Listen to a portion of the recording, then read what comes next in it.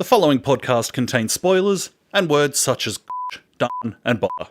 Mate, did we watch a thing this week? Yeah, we did.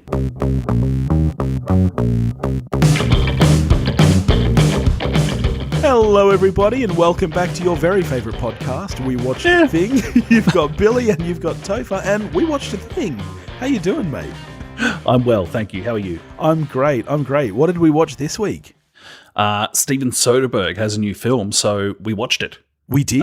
It's called No Sudden Move. That's right. 2021 American period crime thriller, directed, photographed, and edited by Steven Soderbergh. Written by Ed Solomon. It has an ensemble cast of Don Cheadle, Benicio del Toro, David Harbour, again, Jon Hamm, Amy Seimetz, Brendan Fraser, Kieran Culkin, Noah Jupe, and Craig Grant, Julia Fox, Frankie Shaw, Ray Liotta, and Bill Duke. What a smashing cast. Isn't it just? It's insane. And what is it about, Toph? It is about a job gone wrong. As happens in many movies. Yes. This is not the first, and it won't be the last. Now, fair to say that you're a Soderbergh fan? Sure, yeah. I've got a soul. I think he's a little more hit and miss for me than he is for you. Oh, yeah. Totally agree. Totally agree. The last Soderbergh we did on the show from memory was Unsane, which I think was my lowest scored film of the year, and I don't think you were a big fan of it either.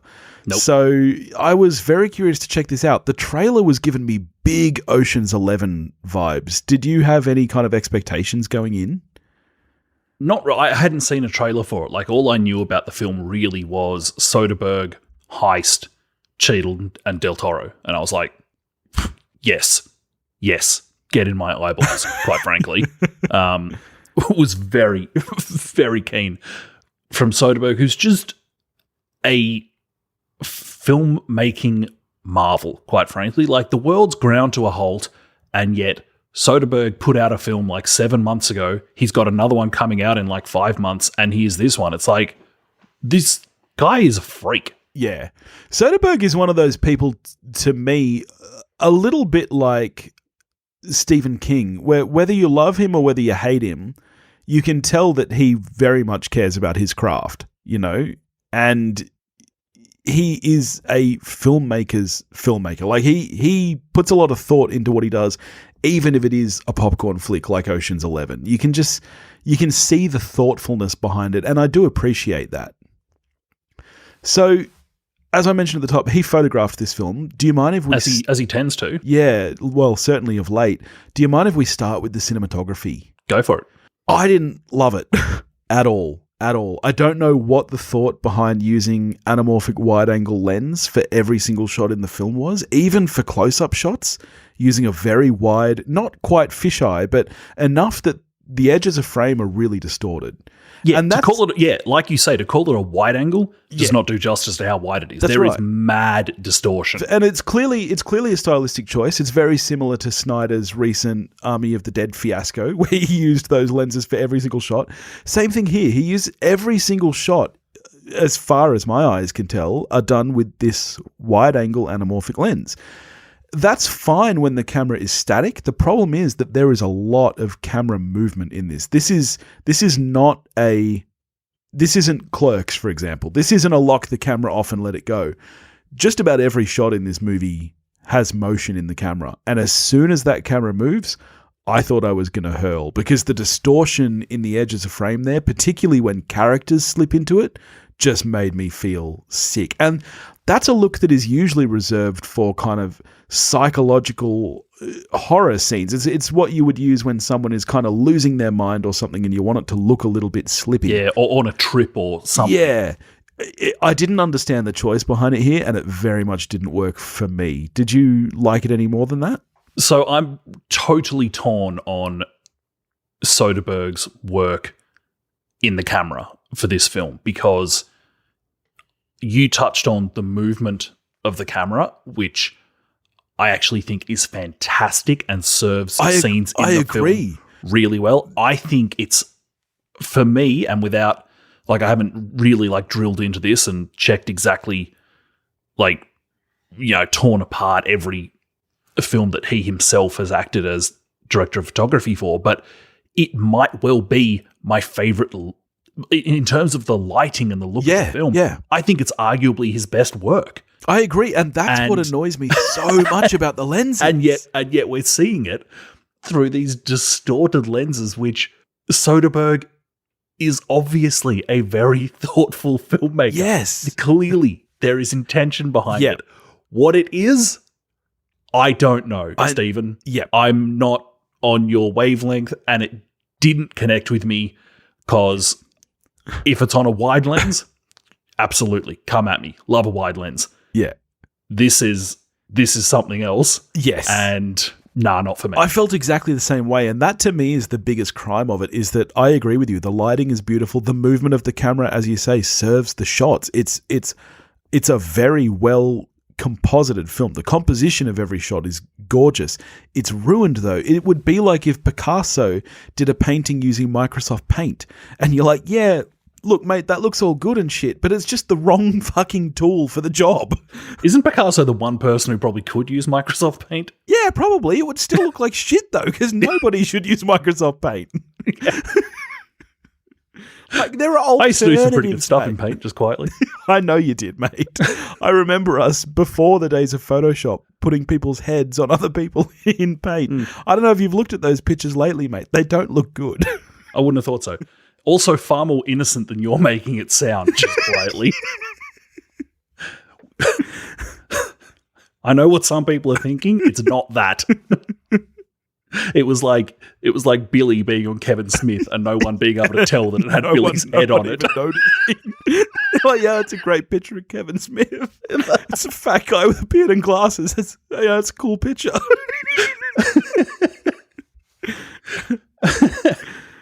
So, I mean, you went through the cast at the beginning. It's pretty stacked. It took me a minute to realize it was Brendan Fraser. Dude, I love Brendan Fraser. Man got big. Yeah, bit of method there, do you reckon? I haven't seen him in a good couple of years. He kind of dipped out of the scene. I know that he's been acting in one of those superhero shows, but I haven't been watching it. Oh, right. I did not know that.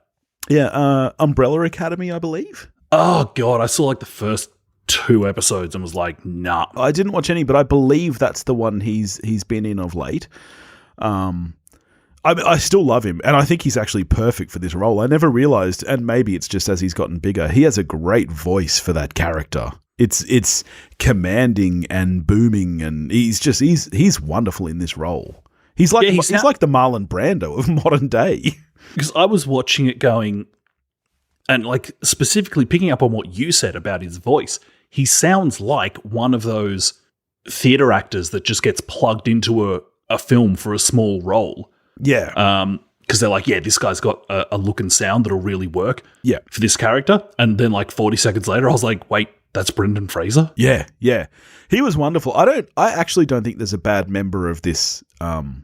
No, I think it's really strong across the board. It's very strong. I think my biggest issue with the film, apart from the lenses, which we'll get to, is the pacing and the story and the progression of things. I think it gets a little bit twisty.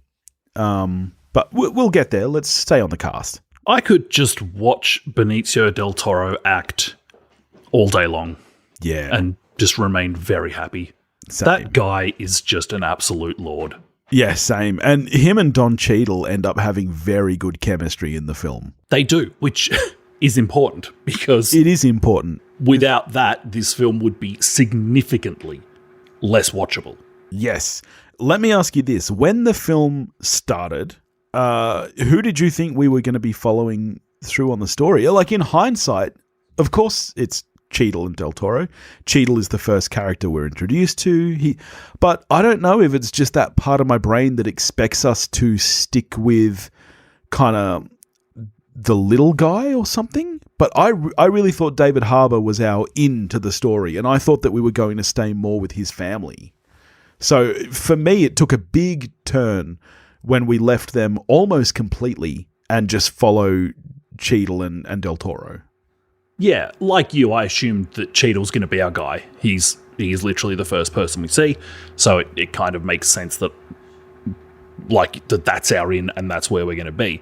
I would say that for me, the movie works at its best when it is cutting between the different characters in different settings at the same time. Yeah. And the final 45 for me was weak when we stopped that. Yeah, so it is a bit of a bummer when we leave some of the cast behind, because a lot of the momentum of the film, I think, not so much the momentum, it's not like the story is necessarily ever moving along at a belting pace, but just the energy of the film goes down significantly. Yes, because it's actually a very quiet film. Like, I went in expecting this was like Ocean's 11 level, and especially when you see the cast list, that's where my mind went. Like, oh, this is a fun, all these people come together for a heist or something. That's not this. This is a very slow moving and slow motivated as well kind of story. And these little characters kind of trickle in as you go along, and Don Cheadle and Benicio kind of piece the story together, and we're introduced to these little guys here and there. And I agree. I think in the final act, it loses that momentum. Mm. Yeah, a lot of the characters bob up in a kind of almost like a Coen Brothers-y type way, where it's just like, here's this one cool character, they're just going to be here for this scene. Yeah. Which is fun. I enjoy it. But there comes a point, and this film was made in a time of lockdown. This is a pandemic film. Yeah. And there comes a point where I think there's very few scenes where you'd be watching going, oh, this feels like a lockdown film with this specific scene. But agreed. There comes a point where it does kind of take effect, because you reach this kind of critical mass of, okay, it's another scene with like no extras and whatever. It's just a couple of people talking in a room. Yeah. And individually, they're not bad scenes. Yeah. But there comes a point where it's like, okay, it's another two people talking about, no, it was actually this person doing this. Yeah. Yeah. Okay. Yeah. And it ticks the dad movie box because Matt Damon does his thing and makes a cameo. Matt Damon. Does he just have like a radar for dad movies where he's like, I got to get in there and be in this for 3 minutes? The current undisputed king of the stunt casting. Yeah. Like, I did actually, when I said that all I knew about this film was, what I said, the only other thing I knew was that there was a piece of stunt casting in it. But by the time I was watching the film, I had completely forgotten about that. Yeah. So when Damon popped up, you have it's weird because you have half a second of, oh, wow, it's Matt Damon. But then before that second's up, you're like, hey, of course it's Matt Damon. Fun Matt Damon news this week that I saw. Yeah. Just to go on a little tangent. He was speaking at, I believe, the Cannes Film Festival and talking about, roles that could have done, should have done, that kind of thing.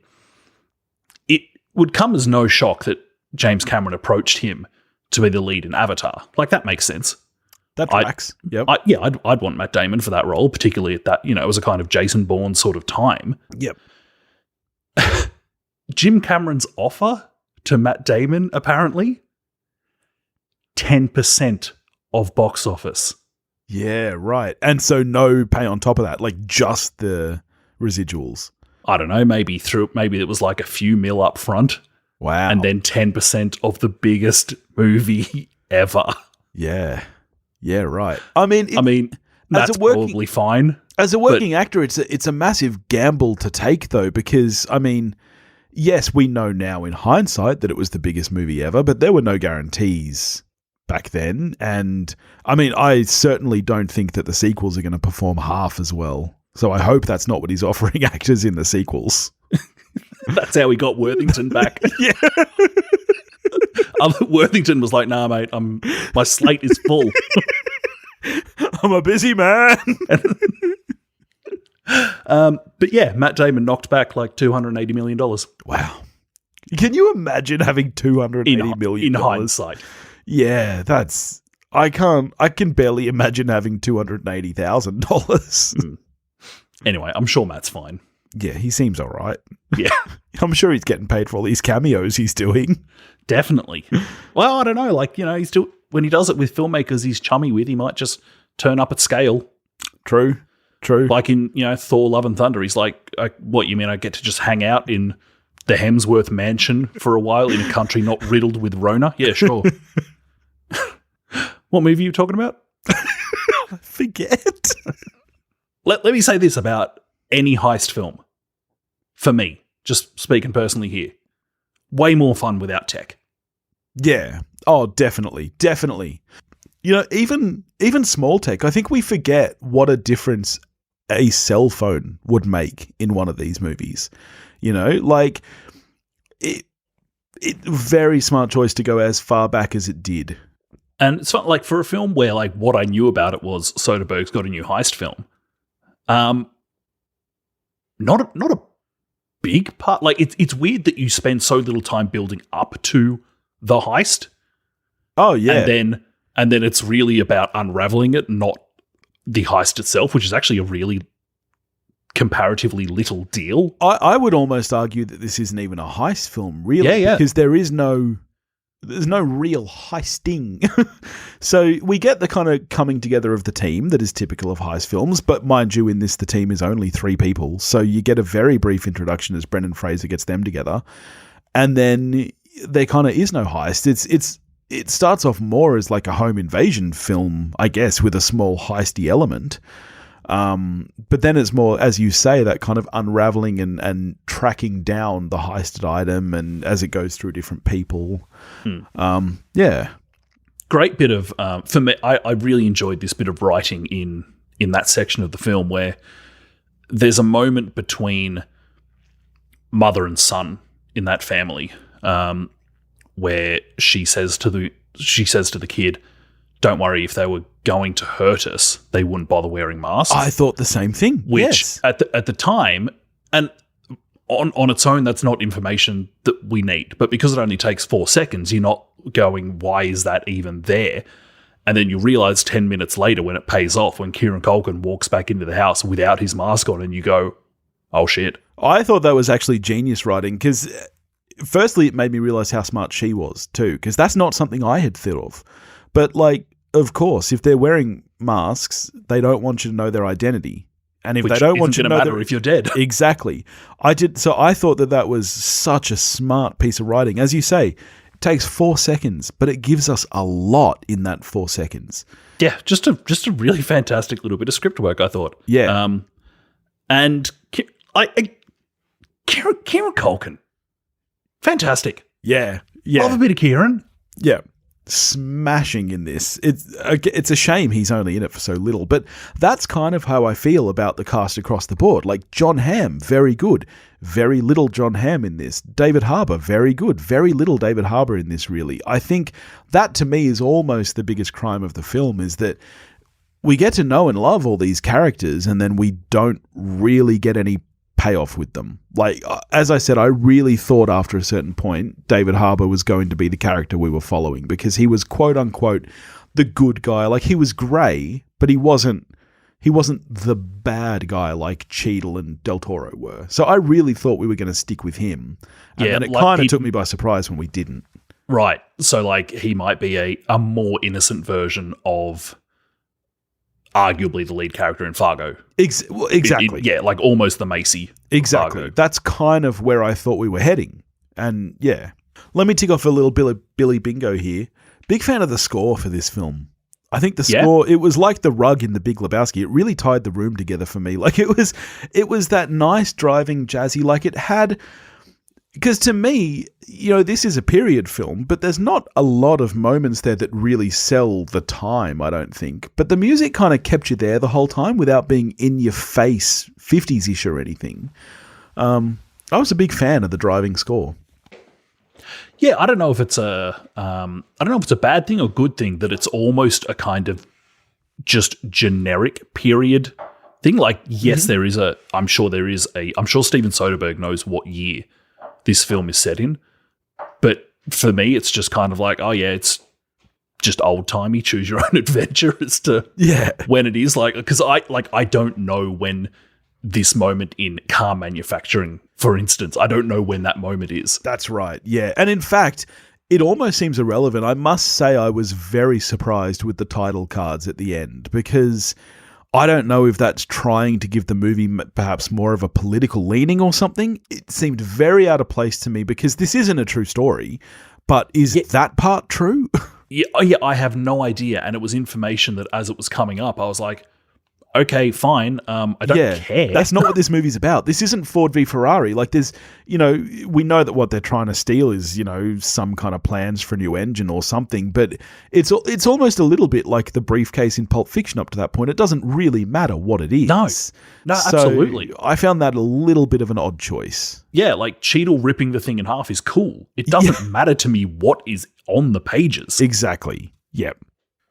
Clearly, Damon's character cares enough to just wax lyrical for a while about how much better he is than them just as a human. Yeah. But again, that has nothing to do with the muffler upgrade that's on the paper. Yeah. Which almost when you find out about it, it's like, oh, that sounds deeply uninteresting. Yeah, it's like, I don't know why they want that so bad. No one's wondering if it's Marcellus Wallace's soul on those pages. All right, so how are you scoring No Sudden Move? Strange title as well, by the way. I was a little bit like, what does that have to do with anything? Well, it's apt for definitely the second half of the film. It's definitely apt for, I guess, second half of this movie ain't moving suddenly. Look, all in all, I enjoyed it. By no means do I think it's peak Soderbergh, but it's better than a film that I'd almost managed to forget about entirely in Unsane. I'm a 6 out of 10. Exactly the same boat. 6 out of 10 here as well, buddy. All right, so second week running. Oh, I'm still here, buddy. Okay, I'm still here. All right, yes. The second winner of the Wayne Grove Cup for Didn't Know They Were Filming. Okay, I'm gonna have to. I'm not prepared. I should have remembered this from last week. I'm gonna have to take this into account from now on. Didn't even know they were filming. Okay. Are there any scenes of Brendan Fraser eating at all? If there are, I don't think he knew they were filming. Actually, just the Soderbergh Brad Pitt kind of thing. Not quite looking like Brad Pitt. Can I just say, I know we're late here, but I feel bad that we haven't mentioned Noah Jupe yet, who I think is one of the best child actors working. Between this and Quiet Place, and I don't know if you've seen it yet, but Honey Boy, he's exceptional. And I think we're in for a loss when he gets older, because then they're going to have to find a new kid who can act. Only a matter of time until Noah finds drugs. Look, I'm gonna have to think on the Who Didn't Know They Were Filming. Do you have an answer for it? It's not my patch. Okay, I'll come back to you. All right. So what are we getting to next week, buddy? Sticking with a well-known filmmaker, next week we will be getting to the new M. Night Shyamalan film, Old as Fuck. I'm really keen for this. I've seen the trailer a few times and I'm very excited. But I have a strange relationship with Shyamalan, where I generally tend to like his stuff. Yeah, where am I at recently? I mean, because I thought that, what was the sequel? Oh, Glass. To Split called again? Oh, Glass. Yeah, that was terrible. Glass was bad. Yeah. Glass was bad. Maybe that means, maybe it's a kind of, the stock market zigzaggy line. Maybe we're going up. I suppose that's the hope. Before we move on, mate, I've got something special. Mm-hmm. What's the one thing we really hate on this show? Child actors. Apart from that, I knew you were going to say that. Loose ends. We don't like loose ends, do we, buddy? I'm not against loose ends. A couple of weeks. Am I? A couple of weeks ago, when we were talking about In the Heights, you and I threw out the idea of Dad's the Musical. Yep.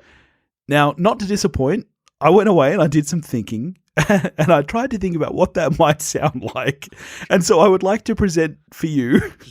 Two men watching Ford v Ferrari. I'd like to present for you a little medley I've put together of what Dad's the Musical could sound like. All right, consider this my pitch, all right? Middle-aged dads come out tonight. Overweight dads come one, come all. The fire in the grill is shining bright. Fathers all come to make World War II talk. Middle-aged dads are black and white. Middle-aged dads make terrible puns. Middle-aged dads drink beer from cans and get up too early to mow the lawn.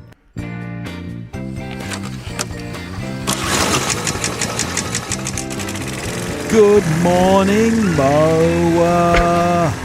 My beautiful lawn. Shut up, Phil. It's too fucking early. Oh, wow, it's the whole thing. Movies with Damon or look-alike Damon.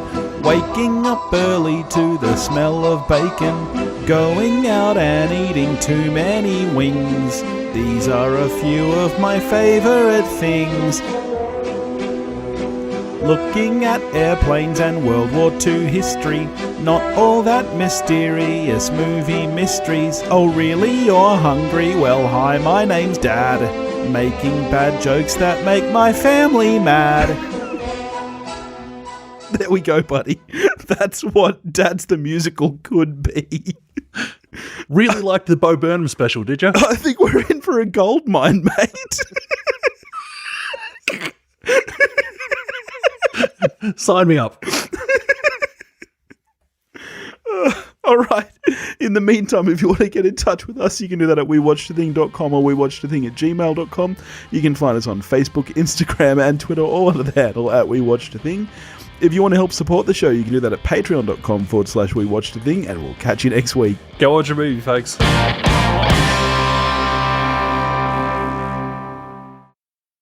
Probably a not very mysterious mystery. I like that line. Thanks, buddy. That line. Was that a dig at the rest of the lines? No, it wasn't. Just take the compliment, Billy. Okay, Just mate. take the compliment. Okay.